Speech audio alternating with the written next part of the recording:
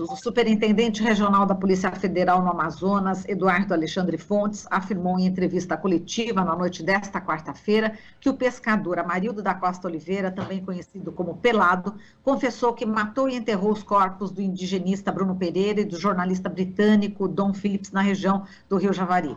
Com a ajuda de Amarildo, as forças de segurança do Amazonas encontraram restos humanos enterrados em uma região remota, de difícil acesso, mais de 3 quilômetros mata dentro. O superintendente da PF, o Eduardo Alexandre Fontes, disse que para chegar ao local indicado por Amarildo, a equipe saiu de Atalaia do Norte, navegou por 1 hora e 40 minutos pelo rio Itaguaí, depois caminhou por 25 minutos pela mata até encontrar a região onde o material orgânico foi desenterrado. A PF informou que esse material será enviado para análise hoje, para confirmação da identificação. Além de Amarildo, o irmão dele, Ozenei da Costa de Oliveira, está preso e, segundo a Polícia Federal, há um terceiro investigado. Existe, portanto, a possibilidade de decretação de outras prisões. Vamos falar sobre esse terrível episódio da história brasileira com o Ayala Colares, pesquisador, professor na Universidade do Estado do Pará e membro do Fórum Brasileiro de Segurança Pública. Ayala, inicialmente, o seu parecer a respeito desse trágico episódio que a gente está vivendo, né? A gente tem aí a informação, né, que o pescador Amarildo da Costa Oliveira afirmou à Polícia Federal. Segundo aqui, eu estou lendo dados aqui do UOL, né, e eu gostaria do seu comentário. Segundo o pescador, de acordo com o UOL, uma fonte ouvida pelo UOL, esse pescador teria esquartejado e enterrado os corpos do indigenista e do jornalista, né? Ele negou que tenha atirado nos dois, né, mas de forma que seria possível identificar, os corpos estavam queimados um pouco, enfim. Nesse depoimento, o Amarildo afirmou que uma segunda pessoa o ajudou a esquartejar e enterrar os corpos, e ele acusou uma outra pessoa, uma terceira pessoa, portanto, de disparar contra os dois, né? Enfim, como é que você está analisando todo esse quadro que é muito trágico, muito triste aqui do Brasil, em Ayala? Bem, bom dia a todos que estão acompanhando o programa. Eu dizer que é uma satisfação imensa estar com você nessa manhã de feriado cedo para estar falando de um tema que é triste, mas a gente precisa dar a nossa opinião enquanto pesquisador, enquanto militante também, enquanto amazônida. Em primeiro lugar, eu acredito que nós não podemos ser ingênuos o suficiente para acreditar que o simples fato de um pescador, 2 pescadores estarem praticando uma pesca ilegal levou a todo esse episódio. Existem mais coisas por trás disso e isso deve ser levado a sério enquanto investigação, e a Polícia Federal não é tão amadora para acreditar de fato logo de início numa história como essa. Tem muito mais coisa por aí. Eu digo isso por quê?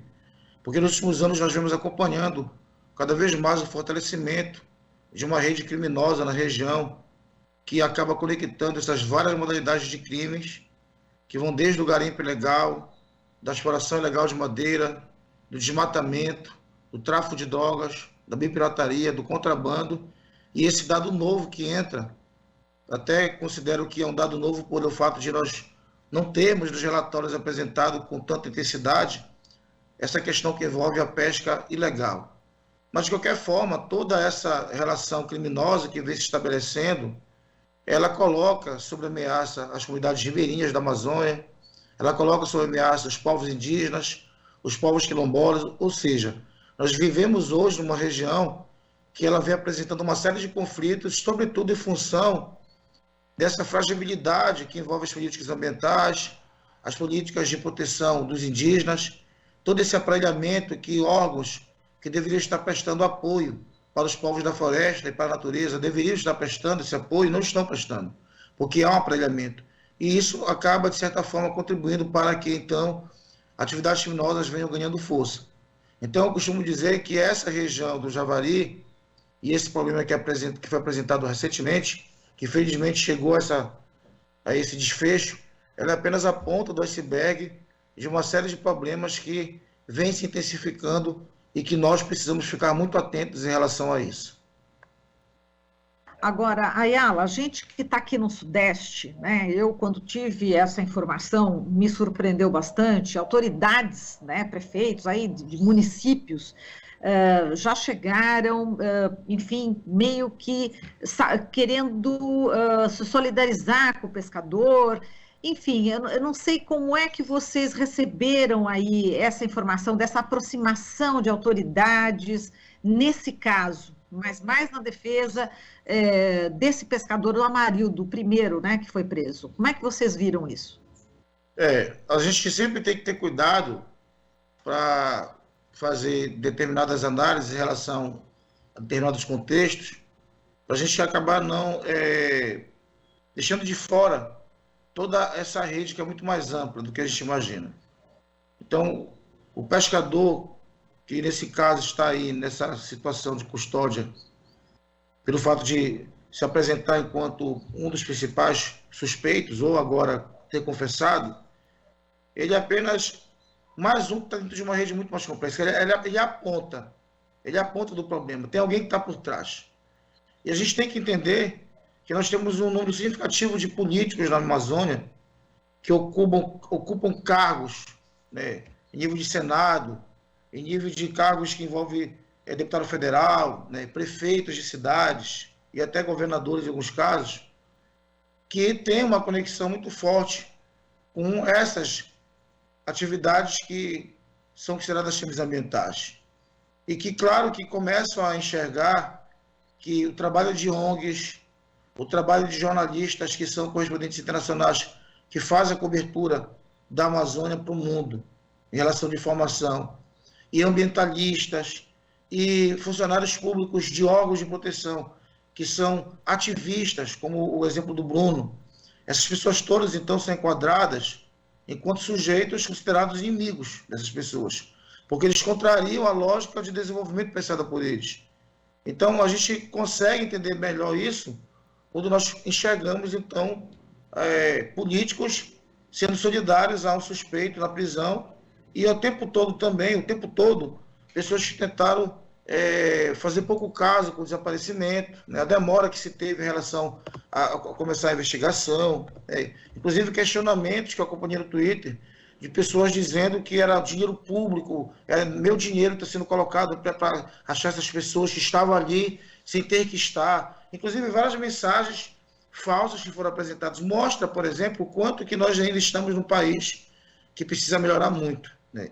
E precisa melhorar em termos de solidariedade, precisa melhorar em termos de política ambiental, política indigenista, em políticas pensadas para a região amazônica, mas, acima de tudo, em humanidade também. Exato. Ayala, o governo brasileiro, né, foi muito criticado justamente, né, pela lenta resposta dada, né, ao desaparecimento do Dom e do Bruno. E organismos também internacionais criticaram, pediam o envolvimento maior do governo, rapidez nas buscas. E o vice-presidente Hamilton Mourão, né, disse que a vaidade humana atrapalhou as buscas pelo indigenista Bruno Pereira e pelo jornalista Dom Phillips. Enfim, tivemos essa declaração aqui do Mourão, né? E vou já acrescentar outra declaração, né, do próprio presidente, um pouco antes, né, dessa coletiva aí, enfim, ontem mesmo, dizendo que o jornalista inglês desaparecido era mal visto e devia ter redobrado a atenção, né? E ele diz o seguinte: fazia muita matéria contra garimpeiro, questão ambiental, aquela região lá, região bastante isolada, muita gente não gostava dele, tinha que ter mais do que redobrado a atenção para consigo próprio, resolveu fazer uma excursão. Enfim, declarações desse tipo, né, Ayala, completamente inadequadas, desrespeitosas, enfim, eu queria que você falasse sobre isso. Eu fiz um comentário em relação a essa fala do presidente, inclusive na Folha UOL ontem, né? Porque para mim não foi nenhuma surpresa. Nós estamos aí num movimento que ele é muito problemático para o Brasil e para a Amazônia especificamente, porque nós temos ainda aqui toda a ideia da necessidade de se criar políticas de preservação, né? Manter as florestas que não foram derrubadas em pé e trabalhar com a lógica do manejo sustentável, mas ao mesmo tempo também zelar pela preservação dos povos originários, né? Dos povos indígenas. Enfim. E aí, quando você tem uma narrativa como essa, apresentada pelo presidente e pelo próprio Mourão, já deixa evidente o quanto que essas falas elas estão conectadas com o avanço do garimpo ilegal, com o avanço da exploração madeireira, com o avanço desenfreado das áreas de pastagem, com as queimadas que elas se intensificaram. Inclusive, grupos foram criados no WhatsApp para orquestrar de forma ordenada e conjunta as queimadas na região amazônica, o dia D, né, de 2019, em agosto. Então, se tu for acompanhar toda a trajetória política do presidente Bolsonaro, ela sempre esteve ligada a esses grupos. Inclusive, o próprio ex-ministro do Meio Ambiente, Ricardo Salles, por diversas vezes veio aqui na região amazônica tentar articular com o superintendente da Polícia Federal, que foi afastado depois, a possibilidade de liberar as madeiras ilegais que foram apreendidas pela Polícia Federal. E não foi uma vez, nem duas vezes. E várias reuniões com prefeitos, com madeireiros, né? Enfim, de pessoas que tinham interesse na fragilidade, na flexibilização das leis ambientais, do não cumprimento do chamado Código Florestal, enfim, e até mesmo uma rediscussão acerca das terras indígenas que foram criadas e das unidades de conservação que haviam sido criadas também pelo governo federal em governos anteriores, né, desde a FHC. Então, se tu for analisar, tudo isso ficou sob ameaça com o governo Bolsonaro, porque políticos, fazendeiros, né, agricultores voltados para o agronegócio, enfim, começaram a discutir essa redistribuição desses territórios de forma que pudesse diminuir, para poder avançar, então, a lógica desses times ambientais. Então, o discurso que o presidente apresentou é um discurso que ele é extremamente preconceituoso em relação aos jornalistas, então é uma ameaça à informação, é uma ameaça ao jornalismo, né? É um discurso que fortalece os times ambientais, porque atende aos interesses dos garimpeiros, até porque os garimpeiros reuniram-se com o presidente e ele havia discutido a possibilidade de regularizar, né? E, ao mesmo tempo, acaba sendo um discurso totalmente contrário à pauta que foi apresentada na proposta política, na eleição do Bolsonaro e do Mourão lá atrás, que é um governo que ele entra com o discurso da segurança pública, do defensor da família, etc e tal, utilizando Deus e tudo mais. E aí, o discurso que se apresenta enquanto um discurso voltado para defender a família, defender a nação, é um discurso hoje que ele cai por terra, porque, por outro lado, a gente vem tendo aí que acompanhar o crescimento do crime organizado na região amazônica e no Brasil. Porque o crime organizado ele não está relacionado apenas ao tráfico de drogas, mas está relacionado também ao contrabando de madeira, ao contrabando de manganês, ao garimpo ilegal, à biopirataria, que são atividades que vêm se fortalecendo. Não significa dizer que elas não existiam antes do governo Bolsonaro, elas já existiam, mas nós tivemos aí tentativas, né, de combater essas atividades. Eu acho que na época eu posso te dizer com toda a segurança que nós tivemos vários concursos públicos e estratégias de fortalecimento do ICMBio, do IBAMA, né, da própria Polícia Federal, da ABIN, que eram para combater esses crimes. E nós sabemos da dificuldade que é, porque a região amazônica ela é imensa, ela é enorme. Quem conhece a Amazônia sabe como é que é. Então, qual era a ideia? Era fortalecer essas ações. E o que nós estamos acompanhando? É uma fragilidade. Inclusive, quem combate é afastado. O Bruno foi um caso disso. O relatório que ele entregou, o apontamento que ele fez, as denúncias, culminaram com a exoneração do cargo de direção que ele exercia.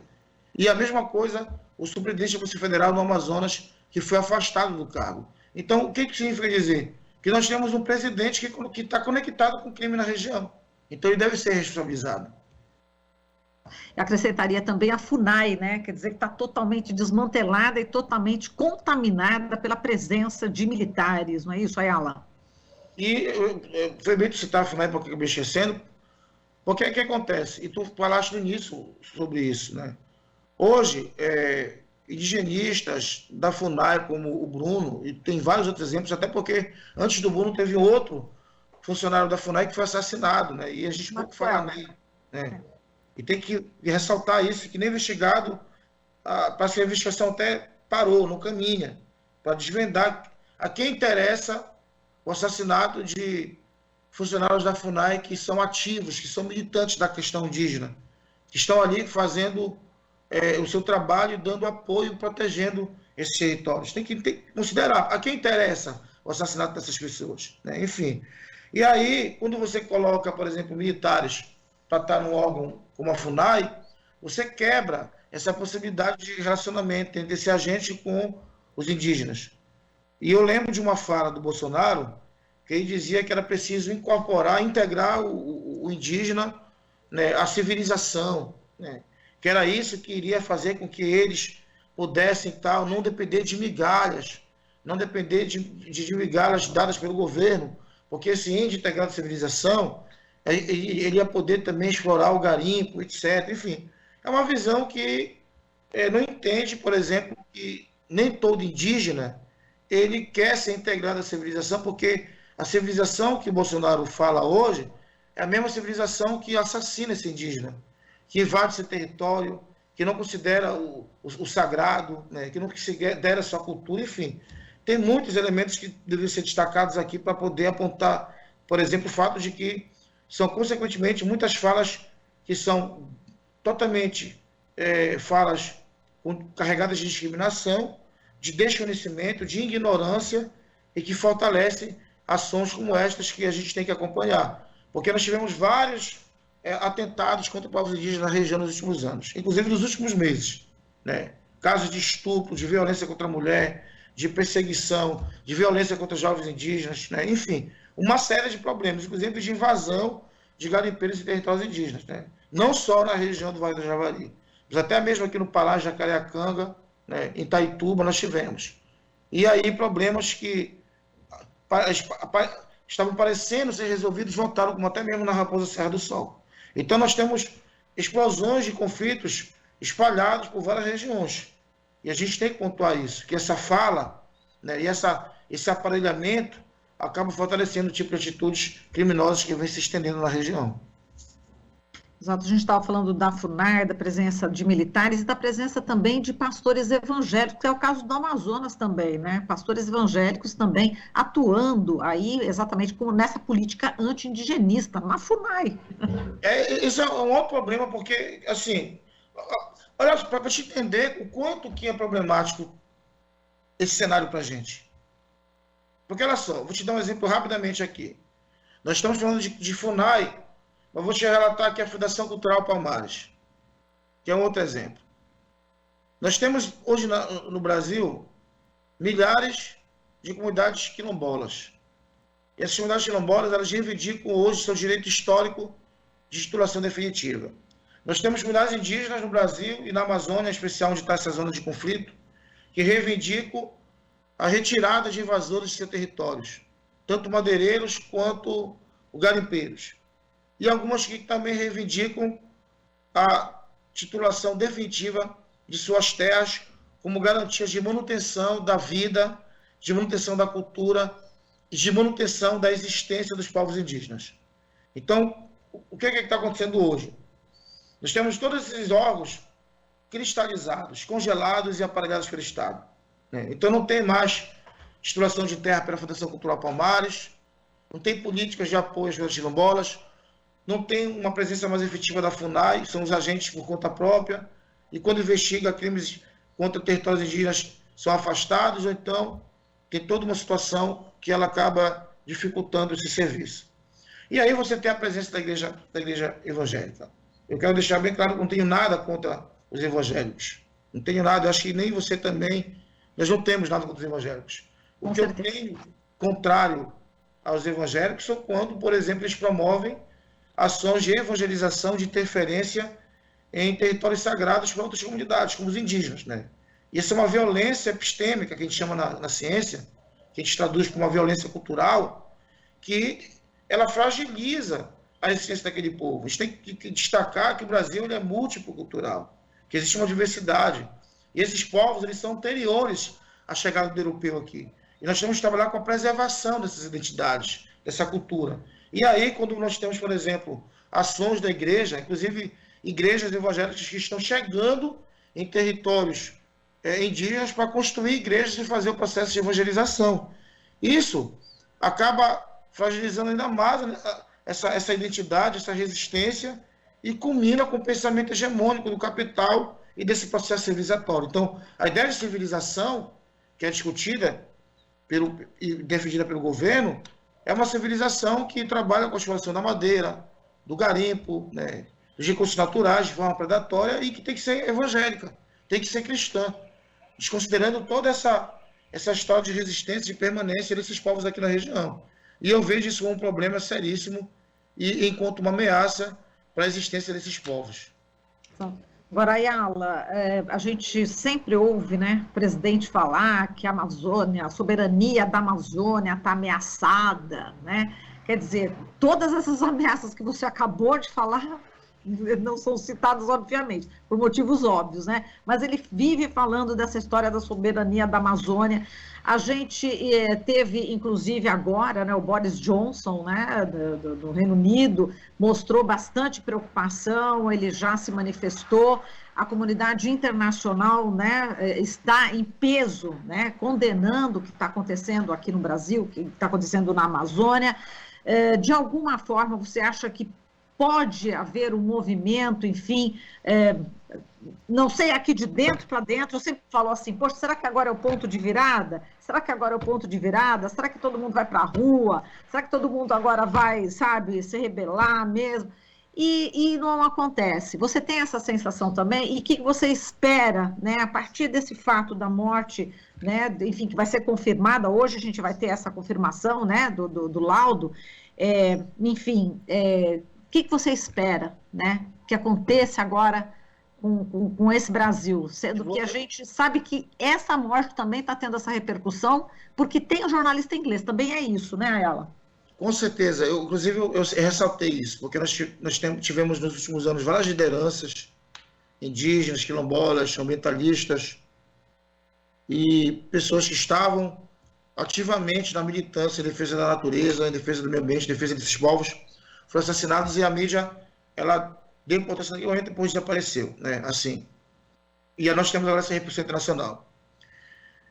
Eu sempre costumo dizer que o problema começou lá em 2013 por causa de 20 centavos. Eu nunca imaginei que aqueles 20 centavos fosse fazer tanto estrago como está fazendo. E aí nós não conseguimos entender que existia um movimento extremamente neofascista por trás de todo aquele modelo, que culminou com essa república de milícias, como diz o Bruno Paz Manso. É o que nós temos hoje, um sentido mais amplo da ideia de milícia. E eu não consigo ver ainda a população ir para a rua manifestar. E te digo mais, eu tenho uma preocupação muito grande com a democracia. Por quê? Porque nós estamos constantemente observando também ataques à democracia que já vem de muito tempo, né? Várias tentativas de, inclusive, aparelhar as polícias militares dos estados pelo governo Bolsonaro, e, ao mesmo tempo, também de uma discussão e narrativa que se espalha por parte de seus apoiadores, de que a eleição, se der um resultado negativo, ela vai ser questionada. Porque não acreditar na urna digital, na urna eletrônica, e pedir, inclusive, o voto auditivo, né? E você está acompanhando isso. Então, eu vejo com preocupação o que vai acontecer depois da eleição. Essa é a minha preocupação. Porque esse grupo que questiona a eleição eletrônica, a urna eletrônica, é o grupo que defende a liberação das armas, é o grupo que está comprando armas. Aumentou significativamente a compra de armas no Brasil, a legalização. E é o grupo que, de certa forma, defende esse projeto de governo. Então, a minha preocupação maior é com o resultado da eleição com a democracia. Porque pode ser que essas pessoas armadas, elas vão para a rua, e a gente não pode ser ingênuo. Foi realizada uma pesquisa acho que há 2 anos atrás, e constatou-se que 80% das polícias militares apoiam o governo Bolsonaro, e se tu fizer essa pesquisa, vai ver que é isso. As Forças Armadas talvez não tivessem o mesmo poder da época do regime militar, mas a gente não pode também desconsiderar toda a motivação que um apoio de uma polícia militar dos estados pode dar para eles, e com apoio de parte da população. E não é uma parte pequena, não. São 35% da população. Que desses 35% da população tem um grupo que está se armando, né? Enfim. E aí, embora tenha toda essa repercussão internacional, mas a preocupação é o que vai ser no Brasil depois da eleição. E é isso que nós temos que estar preparados. E nós, que somos pessoas que estamos aqui na cara a tapa, você no jornalismo, né? E eu, enquanto pesquisador, e outros colegas, enfim, todos nós temos que estar preocupados com isso. Porque a gente não sabe o que vai acontecer com a eleição. E é essa a minha preocupação maior hoje, é com a democracia. Até porque, historicamente, para finalizar minha fala, sempre foi problemática a democracia na América Latina. E nós falamos de democracia no Brasil na segunda metade da década de 80. E ela demorou muito a ser considerada. Tanto é que agora que nós começamos a falar de direitos humanos com propriedade, né? De começar a falar de denúncia de atos violentos por parte da polícia militar, enfim, por aí. Mesmo assim, isso não resolveu, né? Nós vivemos num país extremamente violento, porque ele foi criado para ser violento. O Brasil foi construído para ser racista, para ser homofóbico, né? Para ser classista, né? Para manter essa estrutura. E a partir do momento que essa estrutura ela começa a ser questionada, obviamente que então, né, os grupos do poder que se mantêm em cima dessa estrutura começam então a se organizar. E essa é a minha maior preocupação. E com essa preocupação a gente encerra aqui a nossa conversa. Ayala, muito prazer de te conhecer, já acompanhava o seu trabalho, já acompanhei toda a tua atuação, inclusive neste caso aqui do Dom Phillips e do Bruno Pereira, tenho ouvido, lido, te assistido. Eu te agradeço muito por ter aceito o nosso convite e espero contar com você mais vezes aqui na Rádio Brasil Atual e na TVT, viu? Forte abraço, meu querido. E lembrando também que a gente lamenta demais a morte dos dois que estão aí, né, próximos a você, aí na Amazônia, e também a nossa solidariedade aos familiares, né? Um forte abraço para você, viu, Ayala? Obrigado, precisando, estou por aqui para contribuir com vocês, tá bom? E agradeço muito por passar essa manhã com todos aqui. Até. Você está ouvindo Jornal Brasil Atual. As notícias que os outros não dão.